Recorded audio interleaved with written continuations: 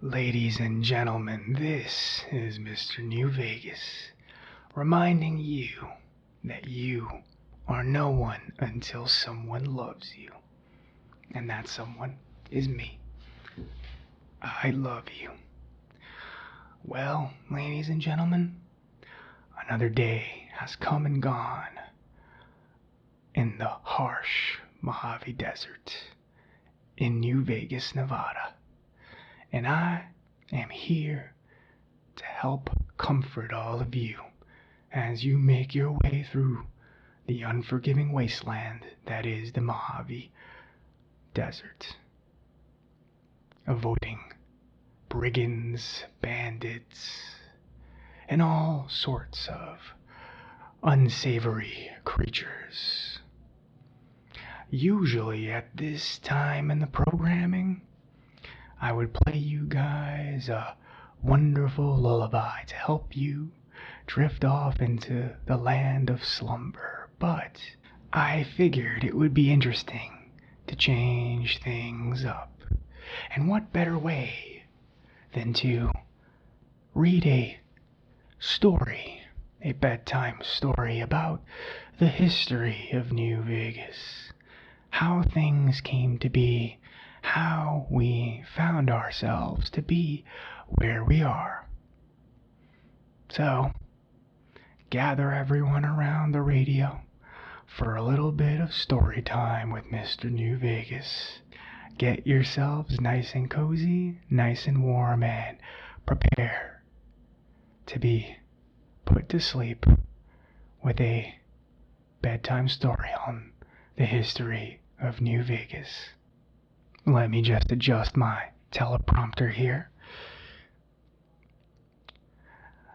As many of you know, New Vegas is a city built amidst the remains of pre-war Las Vegas. The main attraction is the New Vegas Strip. Many of you may have been there. Many of you may want to go there at some point.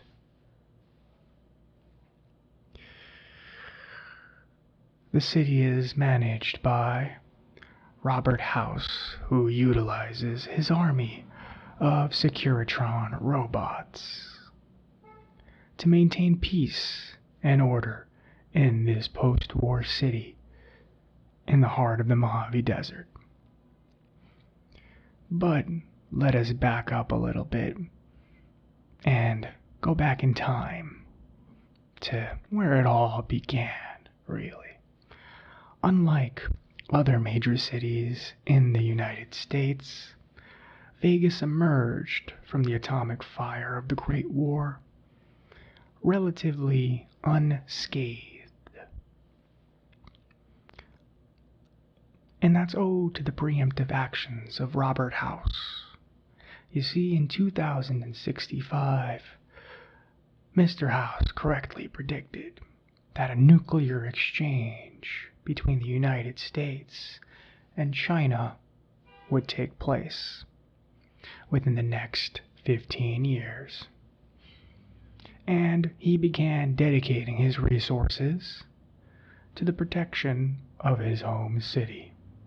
He used his considerable intelligence and his vast wealth to ensure that when the war finally came, he would be prepared.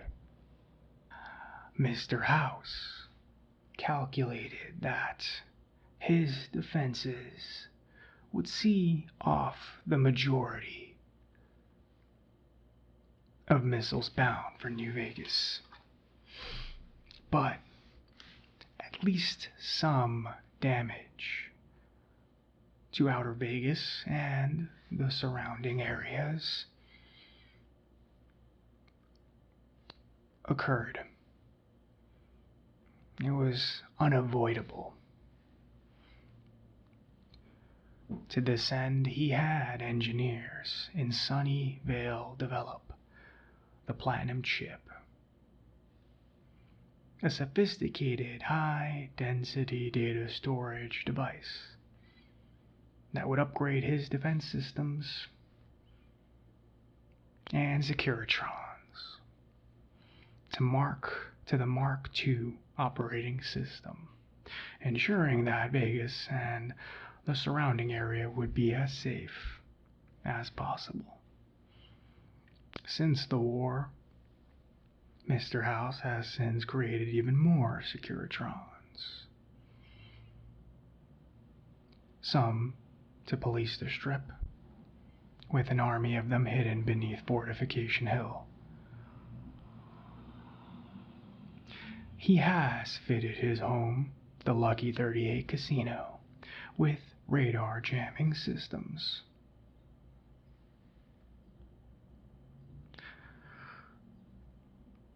Missile arrays, a laser defense network, and life support systems, which only mark the beginning of his grand plans to revitalize the city and beyond. Meanwhile, he also oversees the growing tumultuous situation in the region from atop his sky-reaching tower, visible from nearly all locations across the Vegas Valley. The Platinum chip was due for delivery by courier on October 23, 2077, the day of the Great War. The attack, however, came 20 hours earlier than House had predicted, and before the Platinum chip could leave Sunnydale, the city was reduced to rubble, with the chip buried beneath. House was forced to make do with his relatively primitive systems, but still managed to stop 68 of the 77 ICBMs aimed at the Vegas area. Although most of Vegas was saved, he suffered numerous system crashes and was eventually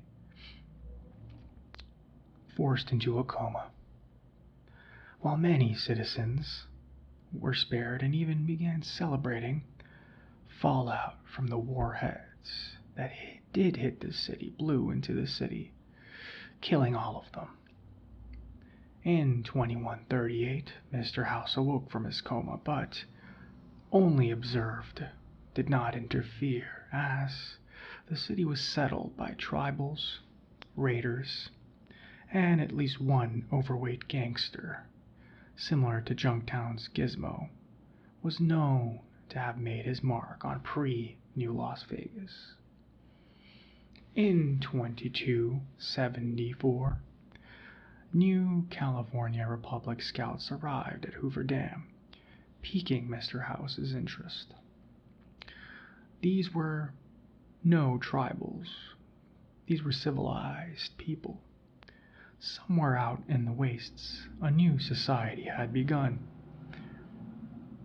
A society that would no doubt see Las Vegas and its power source, the dam, as theirs for the taking. House ordered the Securitrons to emerge from the Lucky 38, offering an ultimatum to the raider tribes settled on the Strip. Join House and be part of his new Vegas. Leave the Strip or die. 3 tribes accepted his offer, eventually taking up the identities of the chairman, the Omertas, and the White Glove Society, henceforth known as the 3 families. Only the kings and the great khans refused.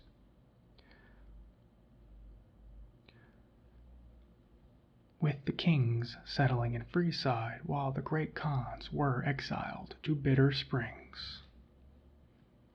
The 3 families as well as Securitrons would be enough to protect the Strip for now, but if the NCR tried to take it by force, they would not be able to resist in any meaningful way.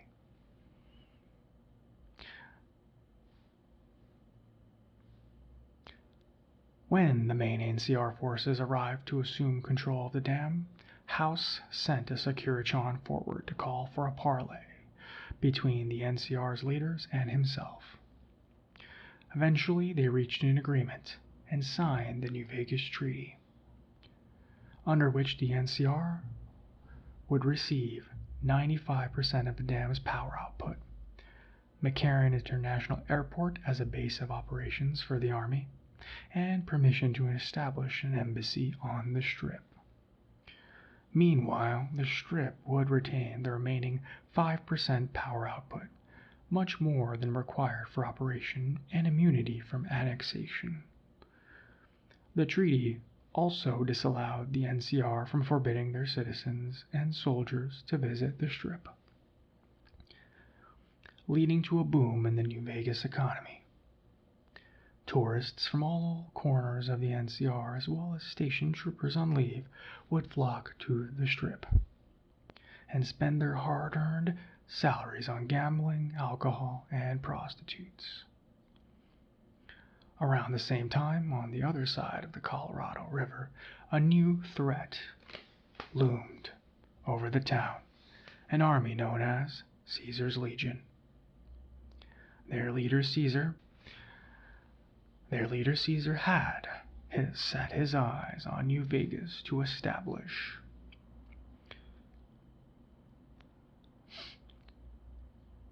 as the true capital, his Rome.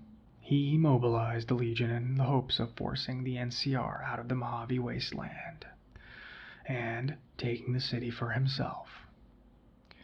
In 2277, this culminated with the First Battle of the Hoover Dam, which was a decisive loss for the Legion. Caesar did not retreat or abandon his plans of taking control of Vegas, instead rebuilding his depleted armies while he waited patiently in his headquarters on Fortification Hill for an opportunity to strike again. The continuous presence of the Legion has created a delicate power balance in the region. The NCR would have annexed the Strip long ago, but the presence of the Legion means that if they attack the Strip, Hoover Dam would be vulnerable. And likewise, the Legion cannot take New Vegas as their capital due to the NCR presence in the region. Meanwhile, Mr. House watches and plans vigilantly and silently from his tower far above the Strip. Well, ladies and gentlemen, that is the story of New Vegas and how everything came to be. I hope that you found this a relaxing enough story and educational to help you and those around you fall asleep. This has been a broadcast by Mr. New Vegas, reminding you that you are no one until someone loves you. And that someone is me. I love you. Good night, everyone.